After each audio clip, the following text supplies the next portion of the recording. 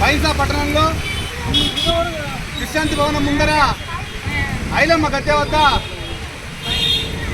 చిట్యాల చాకలి ఐలమ్మ వర్ధంతి సందర్భంగా విచ్చేసినటువంటి బీజేపీ జిల్లా ఉపాధ్యక్షులు కారోటి శ్రీనివాసన్న గారికి, రజక సంఘం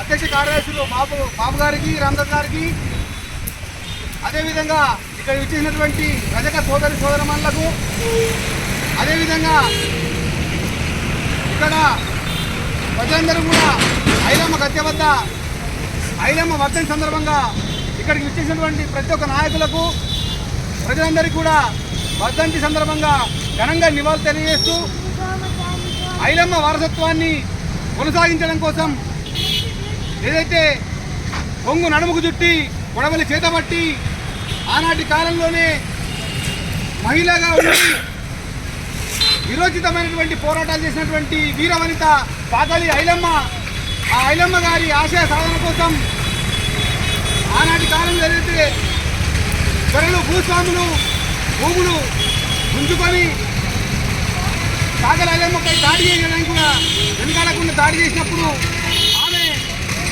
ఏమాత్రం లెక్క చేయకుండా గొడవలు చేతబట్టి విష్ణూరు ధరపై తిరుగుబాటు చేసి లక్షల ఎకరాల భూమిని సాధించినటువంటి ఘనత చాకలి ఐలమ్మ. ఆనాటి కాలంలో చేసినటువంటి పోరాట ఫలితంగానే లక్ష ఎకరాల భూమిని కూడా ఈరోజు మనము సొంతం చేసుకోవాల్సినటువంటి పరిస్థితి ఏర్పడ్డది. అలాంటి ఒక మహిళ ఈరోజు మన తెలంగాణ రాష్ట్రంలో, తెలంగాణ ప్రాంతం కూడా మనందరికీ తెలుసు, మనందరికీ స్వతంత్రం వచ్చింది. కానీ తెలంగాణ ప్రాంతానికి సెప్టెంబర్ 17 రోజు మాత్రమే స్వతంత్రం వస్తుంది. ఎందుకంటే మన తెలంగాణ ప్రాంతం కూడా భారతదేశం అంతా ఒక పక్క అయితే తెలంగాణ ప్రాంతం మాత్రం ఒక పక్కన ఉంటుంది.